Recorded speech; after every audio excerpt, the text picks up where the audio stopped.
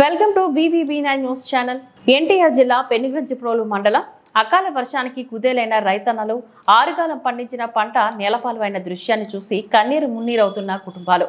10 ఎకరాలు పంటకు వచ్చిన అరటి తోట నేలపాలైంది. పెనుగంచిప్రోలు ముచ్చింతాల అని గండ్లపాడు పాత వేమవరం గ్రామాల మధ్య మేట చేసినటువంటి సుమారు 50 ఎకరాల మాగాని నడుములోతు మీటేయడం జరిగింది.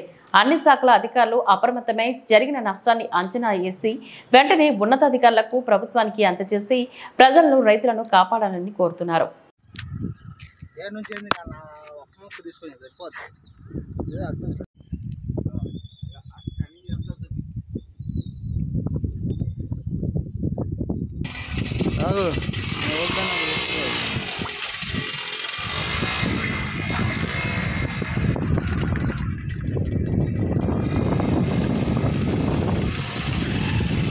Welcome to VVB9 news channel.